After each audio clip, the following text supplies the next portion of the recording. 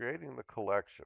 Photographers photographs of locomotives after they left the shop, but be at the north end of the shop, most of them are, or sometimes with the coal dock in the background, uh, shoot them there. So there's a lot of photographs from right in this area in the center of this photograph, which was this is actually a postcard from the Power Library of Pennsylvania. Wonderful visual items there. Another one of their postcards showing the same area but from a different perspective. No finer shop in the country, ran a 1902 newspaper article in the Reading Eagle, than the Reading Company's new locomotive plant, putting in some of the machinery. The interior of the Reading Company's new machine shop is rapidly nearing completion. A large force of men is employed putting up the hangers for the shafting and electric wires. The floor is now being laid and is partially completed. This would provide employment opportunities for initially for hundreds of workers, eventually for thousands in the Reading shops. Aerial photograph that shows the shop area of Reading. Locomotive shop is located right here. Nearby is the roundhouse that's down here with its turntable and car shops. This is the coal dock here. And for quite a while on the railroad, I worked in an area right in here where they had a little building called the inspection pit, also known as the roundhouse, although it wasn't a roundhouse. So to create the collection, we found that most of the photographers worked for the superintendent of the motive power and rolling equipment. Some were employees of the Baldwin Locomotive Works in Philadelphia because many of the photographs were taken outside of their manufacturing facility. We don't know who the photographers were, but they left us a silhouette of themselves in this shadow at the bottom of the screen. You can see the photographer. Camera's on a tripod here, and he's pulling the shutter cord.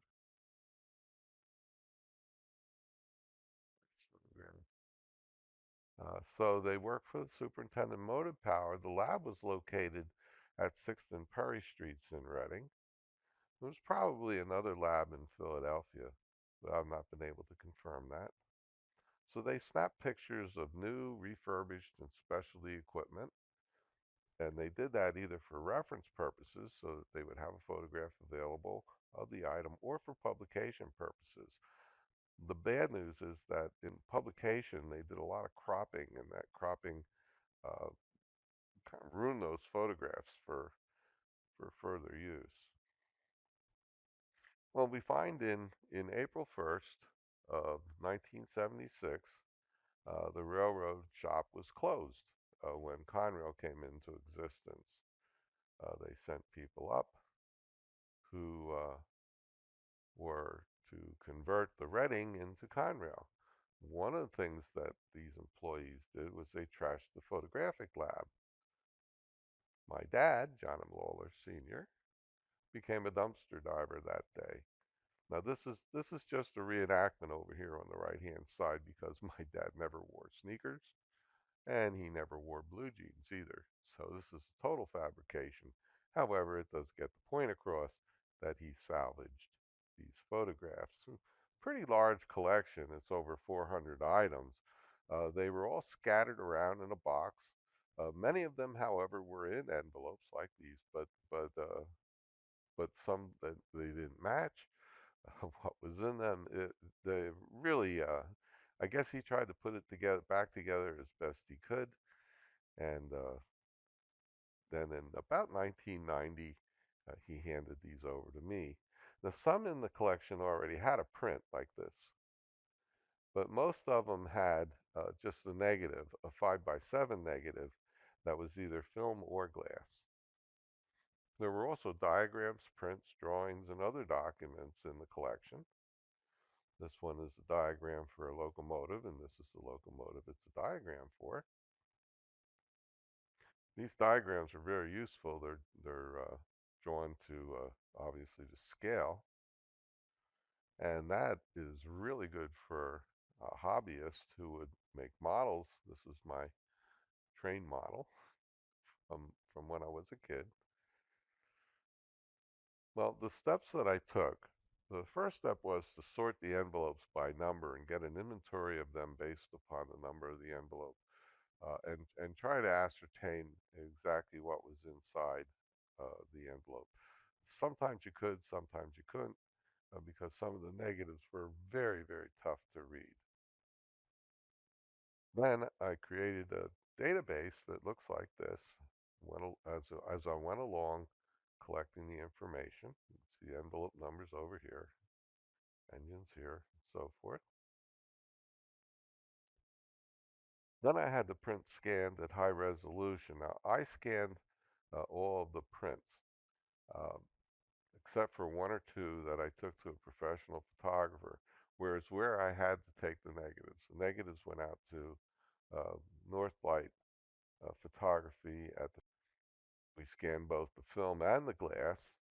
In some cases where there was broken glass, we did some repairs to the digital copy, but not to the original. Created a print copy. I went to either Shutterfly Online or CVS for one 4x6 photograph of each locomotive, and I put that in an envelope along with the negative in an acid-free, lignin-free envelope. I sorted the envelopes by type, that would be by steam or diesel, and by number. And stored those envelopes in clear plastic storage boxes. They're really dust proof, and put them in a cool location. Uh, the film is very sensitive to heat, so you have to be careful with that.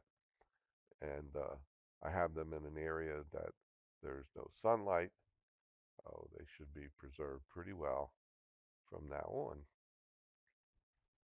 Well, the process was straightforward like this. Here's the big collection.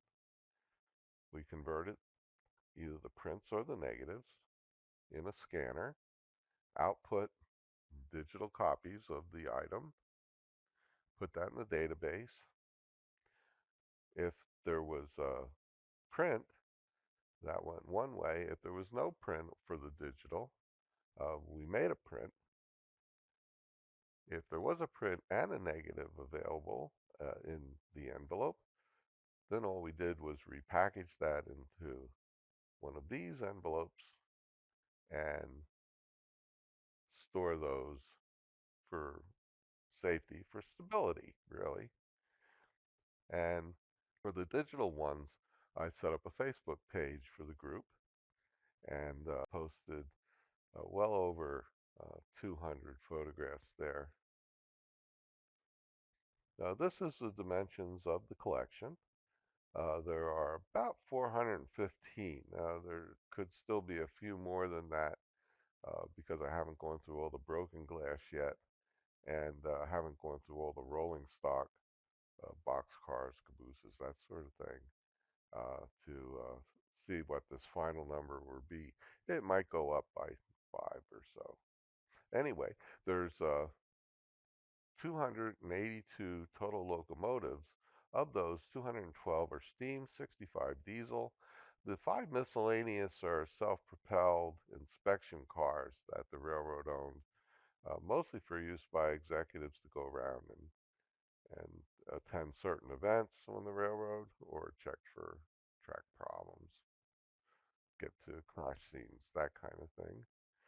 Of the steam locomotives, 32 of them are named, like the Rocket or the Gowan and Marks locomotives or the Neversink. In 1871, they began numbering the locomotives. Now, within this group, this larger group of miscellaneous, the ones that stick out are the Crusader engine, a 118. There are shop negatives of that being converted from just the standard locomotive, although a really impressive Pacific locomotive, into the Crusader Streamline engine. There's also photographs of the car interior. You'll see those later on in the video. And there were four tugboats.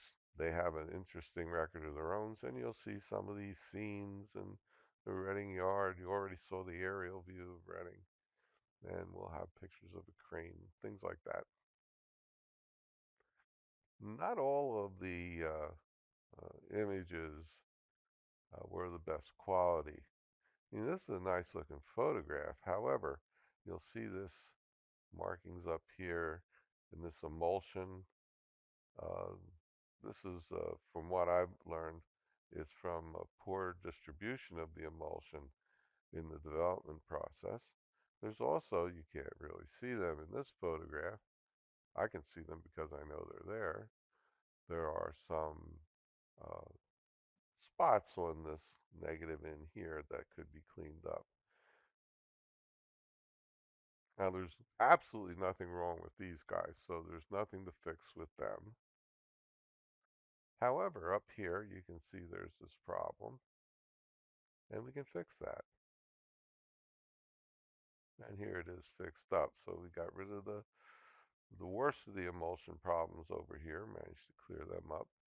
And when it comes to these guys, you can see that that now has disappeared, and the photograph is in pretty good shape. This photograph was a little trickier to fix. It was obviously a broken glass. What Jim Freeman did was he scanned these in, and then I did the restoration from there. And that's what it looks like now once it's been edited. This photograph had a broken off corner. We don't even know what it was. But this one was done, but this digital copy was fixed by Jim Freeman at Northern Light. And what he did was he estimated that this pole would continue to go down, and of course it would, and that this kind of vegetation and this kind of surface was adjacent to that. And so this is what he drew that added to the image. Nothing was done to the original. It's still a broken picture. But this photograph is really a nice one with the background that it has and the foreground. It's a very interesting